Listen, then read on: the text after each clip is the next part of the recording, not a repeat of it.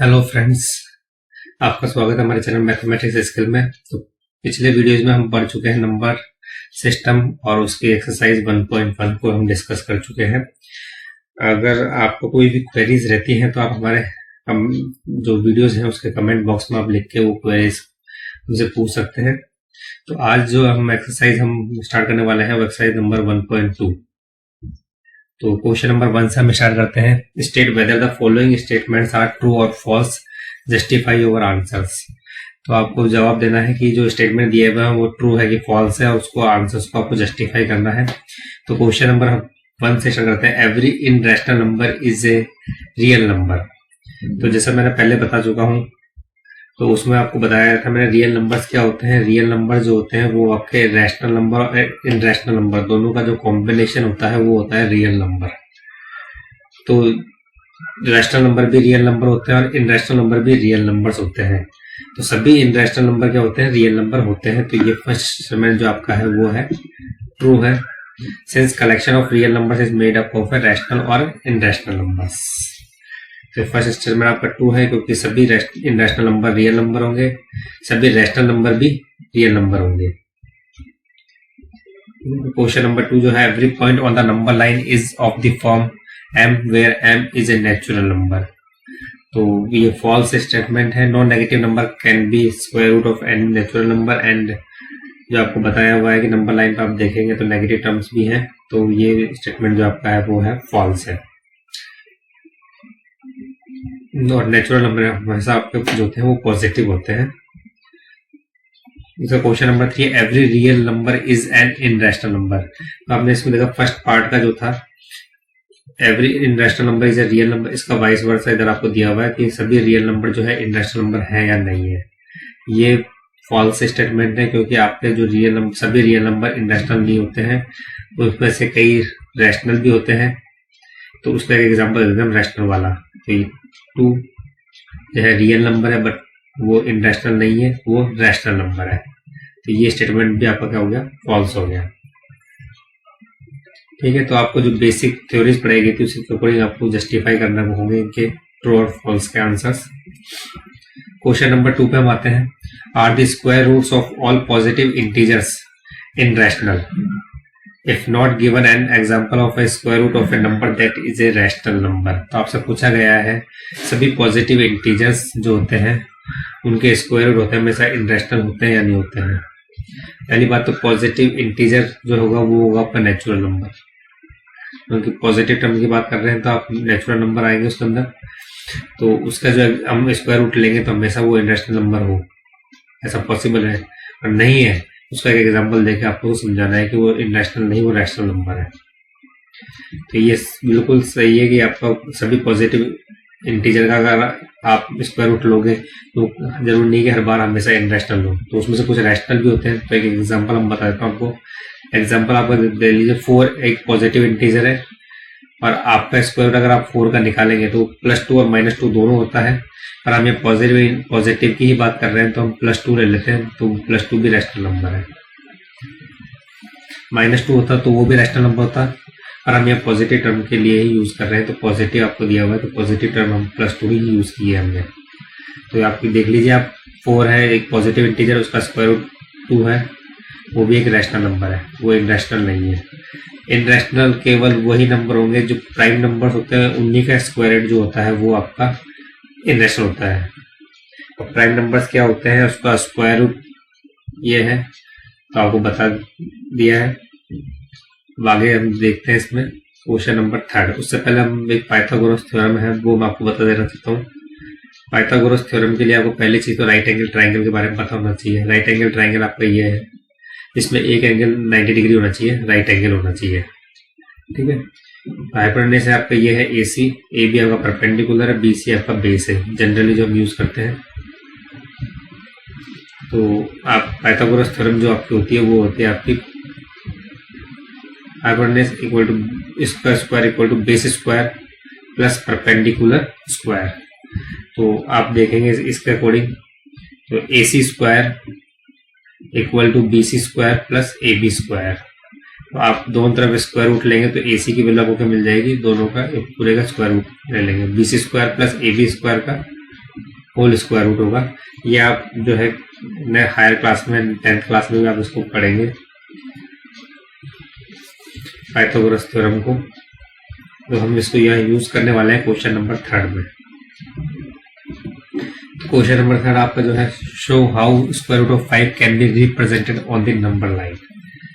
तो हम इसको नंबर लाइन पर कैसे रिप्रेजेंट करना है, सिंपल तरीका भी है, वो आपको मैं बाद में बताऊंगा। उससे पहले हम जो आपके बुक में है वो आपको 2 एग्जांपल्स दिए हुए हैं एनसीईआरटी की बुक में। वो है एग्जांपल नंबर 3 और 4। तो हम एग्जांपल नंबर 3 से स्टार्ट करते हैं। Locate square root of 2 on the number line. Square root of 2 को आपको नंबर लाइन पे डिनोट करना है। सबसे छोटी टर्म है। स्क्वायर रूट ऑफ 1 तो 1 होता है, तो वो 1 आपको ऑब्वियसली नंबर लाइन पे मिलता है।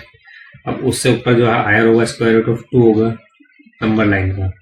तो हम स्क्वायर रूट ऑफ 2 को नंबर लाइन पे डिनोट करना है, तो उसके लिए क्या करेंगे, सबसे पहले आप एक स्क्वायर बनाइए OABC square, unit square. Unit square का मतलब होता है जिसके सभी साइड्स, ऑल साइड्स क्या होने चाहिए, यूनिट मतलब 1 होनी चाहिए। तो OA AB BC CO सब 1 है, सबकी वैल्यू 1 होगी। हम एक ऐसा स्क्वायर बनाएंगे। तो आप देखिए OAB एक राइट एंगल ट्राइंगल है। पाइथागोरस थ्योरम जो मैंने बताई थी पिछली बार, उसको यूज करना है। राइट एंगल के साथ जो 90 राइट एंगल में जो 90 के साथ जो लेंथ होती है, एक तो परपेंडिकुलर होती है, एक बेस होती है, उसके सामने जो होती है अपोजिट साइड हाइपोटेन्यूस होती है। तो आपको उसकी वैल्यू मिलेगी OB की वैल्यू आपको पता होगी क्या होगी, OA square plus AB square का होल स्क्वायर रूट। ठीक है, तो आप देखेंगे OABC हमने एक यूनिट स्क्वायर बनाया जिसकी सभी साइड्स क्या है, 1 यूनिट की है। अब OB हमने पाइथागोरस थ्योरम यूज की, तो OA स्क्वायर मतलब 1 का स्क्वायर और AB स्क्वायर मतलब 1 का स्क्वायर का होल स्क्वायर रूट जो होगा वो क्या होगा, OB मिल गया आपको। 1 का स्क्वायर 1, 1 का स्क्वायर 1, 1 प्लस 1 2, तो ये स्क्वायर रूट ऑफ 2 आपको OB मिल गया। अब ये का ये जो स्क्वायर है, ये स्क्वायर उठा के आपको कहाँ रख देना है, आपको नंबर लाइन पे। 0 1 2 3 एक नंबर लाइन है, ये -1 -2 -3 ये पूरी नंबर लाइन है। इसके ऊपर हमने ये स्क्वायर को हमने रख दिया, 0 से स्टार्ट हो रहा है और 1 तक आपका ये जा रहा है। तो आपको पता है OB की वैल्यू कितनी है, स्क्वायर रूट ऑफ 2। आप कंपास का यूज करेंगे, कंपास आप ये लेंगे। कंपास लेने के बाद आप क्या करेंगे, उसको एक आर्क बनाएंगे। OB जो है आपकी रेडियस होगी, OB रेडियस की एक आर्क ड्रॉ करेंगे। तो ड्रॉ करेंगे जहां कंपास है, जहां भी ये लाइन इंटरसेक्ट करेगी, कहाँ P पे कर करेगी नंबर लाइन को, तो वो पॉइंट क्या होगा आपका, स्क्वायर रूट ऑफ 2। ठीक है, तो वो कॉरस्पॉन्डिंग P जो है वो क्या है, स्क्वायर रूट ऑफ 2 है नंबर लाइन पर। ठीक है, इसी तरीके से हम ये नंबर लाइन पे स्क्वायर रूट ऑफ 2 हम ड्रॉ कर चुके हैं। ऐसे स्क्वायर रूट ऑफ 3 भी हम ड्रॉ करेंगे। सेम प्रोसीजर है, बट हम स्क्वायर रूट 2 तक हम काम कर चुके हैं, उसके आगे हम चलेंगे। अब उसके आगे हम क्या करेंगे, OB एक बेस मान लेंगे और इसके ऊपर राइट एंगल पे हम एक लाइन 1 यूनिट की एक लाइन ड्रॉ करेंगे 90 डिग्री पे। ठीक है, तो ये BD लाइन हो गई। वही OD को मिला देंगे। देखिए वापस राइट एंगल ट्राइंगल बन गया। पाइथागोरस थ्योरम फिर यूज करनी है आपको। इस बार आपका OB बेस है, BD आपका परपेंडिकुलर है और OD आपको क्या है, हाइपोटेन्यूस है। तो आप वो यूज करेंगे। OD की वैल्यू कितनी होगी इस बार, बेस का स्क्वायर मतलब स्क्वायर रूट 2 का स्क्वायर प्लस परपेंडिकुलर उसका मतलब 1 का स्क्वायर। तो स्क्वायर रूट ऑफ 2 का स्क्वायर मतलब 2 प्लस 1 का स्क्वायर मतलब 1, तो 2 + 1 3। ठीक है, तो ये OD की वैल्यू कितना है, स्क्वायर रूट ऑफ 3। फिर वापस सेम प्रोसीजर यूज करना है कि O आपका सेंटर हो जाएगा, OD आपकी इस बार रेडियस हो जाएगी। पहले OB रेडियस थी, अब OD रेडियस का वही कंपास यूज करना और आपको एक आर्क ड्रॉ करनी है। और ये आर्क जहां भी कट करेगी नंबर लाइन को वो होगा स्क्वायर रूट ऑफ 3 पॉइंट। ठीक है, तो ये स्क्वायर रूट ऑफ 3 आपको नंबर लाइन पे ड्रॉ हो जाएगा। तो ये कहने का मतलब ये है, आपको स्क्वायर रूट ऑफ 3 अगर ड्रॉ करना है तो आपको किसकी वैल्यू चाहिए, पहले स्क्वायर रूट ऑफ 2 की नंबर लाइन की वैल्यू चाहिए। ऐसे स्क्वायर रूट ऑफ 4 चाहिए तो स्क्वायर रूट ऑफ 3 भी चाहिए होगा, स्क्वायर रूट ऑफ 5 चाहिए तो स्क्वायर रूट ऑफ 4 भी चाहिए होगा। तो मतलब कहने का मतलब ये जगह जनरलाइज फॉर्म में अगर हम इसको लिखते हैं, तो अगर आपको कहीं भी स्क्वायर रूट ऑफ n अगर ड्रॉ करना है नंबर लाइन पे, तो उससे एक पहले वैल्यू मतलब स्क्वायर रूट ऑफ n-1 की वैल्यू आपको लोकेट होनी चाहिए वहां पर। ठीक है, तो ये प्रोसीजर आप समझ गए कि आपको अगर square root of 8 square root of 9 अगर ड्रॉ करना है तो स्क्वायर रूट ऑफ 8 चाहिए आपको। स्क्वायर रूट ऑफ अगर 7 ड्रॉ करना है तो स्क्वायर रूट ऑफ 6 चाहिए। तो वो इस तरीके से एक एग्जांपल है। अदरवाइज आप डायरेक्टली आपको पता है कि स्क्वायर रूट ऑफ 4 अगर आप लोगे तो 2 होता है, स्क्वायर रूट ऑफ 9 3 होता है, तो वो अपना डायरेक्ट नंबर लाइन में मिल जाते हैं। और अगर आप ये प्रोसीजर यूज करेंगे तो आपके इस प्रोसीजर के लिए आपको पिछली जो है वो आपको उसकी स्क्वायर रूट की वैल्यू आपको पता होनी चाहिए। ठीक है, तो यही प्रोसीजर अगर आप चाहें तो स्क्वायर रूट ऑफ 4 के लिए डिनोट करें, फिर 5 के लिए डिनोट करें। अब आपको काफी लेंथी प्रोसेस हो जाएगा। अब एग्जाम के लिए आपको एक सिंपल जो है वो बता देता हूँ किस तरीके से आपको डिनोट करना है। आपको स्क्वायर रूट ऑफ 5 डिनोट करना है नंबर लाइन पे। तो आपको पता है कि स्क्वायर रूट ऑफ 5 डिनोट करने के लिए आपको स्क्वायर रूट ऑफ 4 मतलब एक कम जो वैल्यू आपको चाहिए, पिछले जो एग्जाम्पल बताया था आपको, एग्जाम्पल 3rd और 4th, उसमें आपको बता चुका था मैं, जनरलाइज फॉर्म में बना चुके थे। तो स्क्वायर रूट ऑफ 5 आपको चाहिए तो उसके लिए स्क्वायर रूट ऑफ 4 चाहिए। स्क्वायर रूट ऑफ 4 की वैल्यू कितनी होती है 2, तो आपको मिला हुआ है वो ये रहा। तो सिंपल ये 2 जो है वो स्क्वायर रूट ऑफ 4 है ये। ठीक है, अब यहाँ से 90 डिग्री पे हम एक यूनिट लेंथ की एक लाइन ड्रॉ करेंगे, है ना। पी क्यू आपका क्या है, बेस हो गया, क्यू आर आपका परपेंडिकुलर हो गया, पी आर क्या हो गया, हाइपोटेन्यूज हो गया। वही थ्योरम आपको यूज करनी है, पाइथागोरस थ्योरम।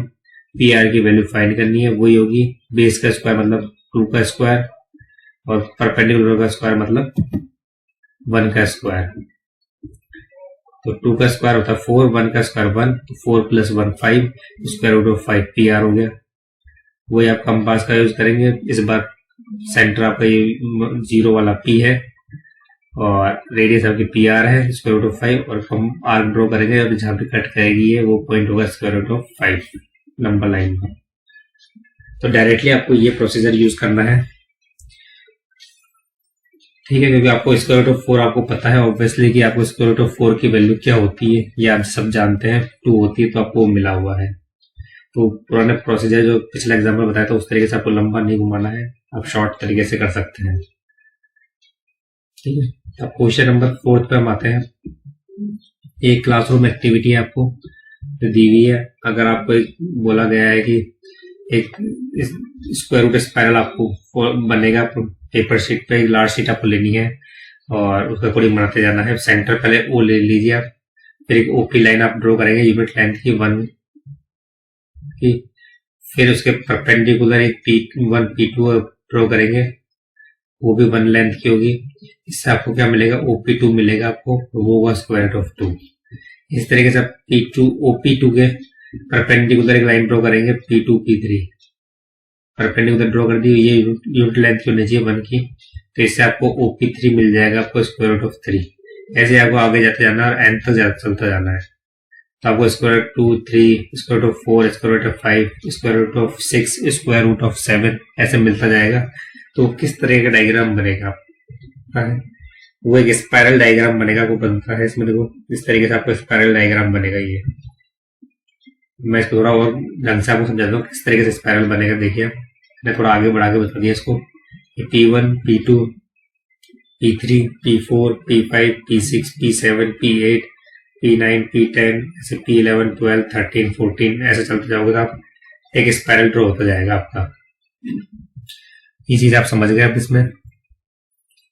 तो अब इस तरीके से अगर आप ये एक्टिविटी आप देखेंगे तो आप इसको ड्रॉ करने के बाद आपको पता चलेगा कि इससे आपको जो मिल रहा है वो क्या मिल रही है, स्पाइरल फिगर मिल रही है।